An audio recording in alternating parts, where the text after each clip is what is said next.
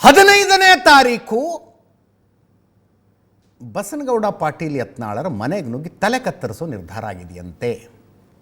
ಅದರದೊಂದು audio ಬಂದಿತ್ತು, ನೆನ್ನೆ audio ಡೀಟೇಲಾಗಿ ಕೇಳಿಸಿದ್ದೀವಿ. ಇವತ್ತು ಮುಸ್ಲಿಂ ಮುಖಂಡರು ಹೇಳಿಕೆ ಕೊಟ್ಟರು. ಅದು ನಮ್ಮವ್ರದ್ದು ಯಾರ್ದು ಅಲ್ವೇ ಅಲ್ಲ, ಅದು ಆಡಿಯೋ ಯತ್ನಾಳ್ ಕಡೆಯವರೇ ಮಾಡಿದ್ದಾರೆ. ಅದನ್ನು ಅನುಕಂಪ ಗಿಟ್ಟಿಸುವುದಕ್ಕಾಗಿ ಯತ್ನಾಳ್ ಕಡೆಯವರು ಮಾಡಿದ್ದಾರೆ ಅಂತ. ಯತ್ನಾಳರನ್ನ ಬಿ ಜೆ ಪಿಯಿಂದ ಹೊರಗೆ ಹಾಕಿದ್ದಾರೆ. ಇನ್ನು ಯಾವ ಕಾರಣಕ್ಕೂ ಅಮಿತ್ ಶಾ ಅವ್ರನ್ನ ಸೇರಿಸ್ಕೊಳ್ಳೋದಿಲ್ಲ.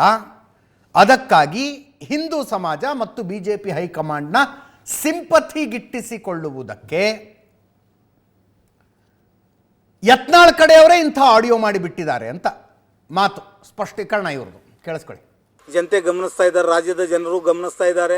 ಒಂದು ಆಡಿಯೋ ಕ್ಲಿಪ್, ಒಬ್ಬ ಅಪರಿಚಿತ ವ್ಯಕ್ತಿಯ ಆಡಿಯೋ ಕ್ಲಿಪ್ ಅನ್ನು ಹರಿಬಿಟ್ಟು 15ನೇ ತಾರೀಕಿಗೆ ಬಸನಗೌಡ ಪಾಟೀಲ್ ಯತ್ನಾಳ್ ವಿರುದ್ಧ ಬಿಜಾಪುರ ಜಿಲ್ಲೆಯಾದಂತ ಬಂದ್ ಕರೆ ಕೊಟ್ಟು, ನಾವು ಅಲ್ಪಸಂಖ್ಯಾತ ಸಮಾಜದವರು ಪ್ರತಿಭಟನೆಗೆ ಯಾವುದೂ ಕರೆ ಕೊಟ್ಟಿರೋದಿಲ್ಲ ಮತ್ತು 15ನೇ ತಾರೀಕಿಗೆ ನಮ್ದು ಸಂಘಟನೆ ವತಿಯಿಂದ ಪೂರ್ವಭಾವಿ ಸಭೆಯನ್ನು ಕರೆದು ಮುಂದಿನ ದಿನಗಳಲ್ಲಿ ಯಾವ ರೀತಿಯಲ್ಲಿ ರೂಪರೇಷೆಗಳನ್ನು ರಚಿಸಿ ಪ್ರತಿಭಟನೆ ಹೆಮ್ಮೆಕೊಳ್ಬೇಕು ಅನ್ನೋಂಥದ್ದು ನಿರ್ಣಯ ತೆಗೆದುಕೊಳ್ಳಲಿಕ್ಕೆ 15ನೇ ತಾರೀಕಿಗೆ ನಿಗದಿಪಡಿಸಿದ್ದೀವಿ. ಬರೀ ಇವ್ರು ಹೇಳೋದು ಅವ್ರು ಹೇಳೋದೇ ಆಯ್ತು ರೀ, ಕಂಪ್ಲೇಂಟೇ ಇಲ್ಲ ಅಲ್ಲಿ. ಈಗ ಯತ್ನಾಳರ ಮೇಲೆ ಯತ್ನಾಳರಿಗೆ ಪ್ರಾಣ ಬೆದರಿಕೆ ಬಂದಿದೆಯಪ್ಪ, ಯತ್ನಾಳರು ಹೋಗಿ ಕಂಪ್ಲೇಂಟ್ ಕೊಡ್ಬೇಕಾ? ಹೆಂಗೆ ಹೇಳ್ತಿದ್ದಾರೆ ನೋಡಿ ನನಗೆ ಅಂತ. ಇಲ್ಲ, ಇವರು ಆ ಹುಡುಗನ ವಾಯ್ಸ್ ಸ್ಯಾಂಪಲ್ ಕಳಿಸಿ ಚೆಕ್ ಮಾಡಿ ಅವ್ರ ಕಡೆ ಅವನೇ ಎಲ್ಲ ಇವ್ರು ಹೇಳ್ತಾರೆ.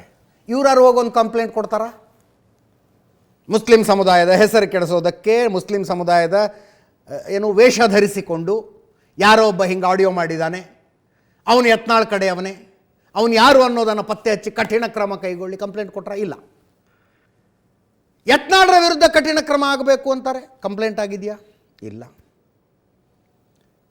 ಈಗ ಒಂದು ಕಾಗ್ನಿಸಬಲ್ ಅಫೆನ್ಸ್ ಅಂತ ನಡೆದಾಗ ದೂರು ಕೊಡುವುದಕ್ಕೆ ಯಾರೂ ಬರದೇ ಹೋದರೆ ಪೊಲೀಸರು ಸ್ವಯಂ ಪ್ರೇರಿತ ದೂರು ದಾಖಲಿಸಿಕೊಳ್ಳಬೇಕು. ಸುಮೋಟೋ ಕೇಸ್ ಅಂತಾರೆ ಅದಕ್ಕೆ. ಸುಮೋಟೋ ಕೇಸು ವಿಜಯಪುರದ ಪೊಲೀಸರು ಅದನ್ನಾರು ಮಾಡ್ಕೊಂಡ್ರ ಅಂದ್ರೆ ಅದು ಇಲ್ಲ. ಹುಬ್ಬಳ್ಳಿಯ ಭಾಷಣದ ಬಗ್ಗೆ ಯತ್ನಾಳರ ವಿರುದ್ಧ ಕಂಪ್ಲೇಂಟ್ ಆಗಿದೆ.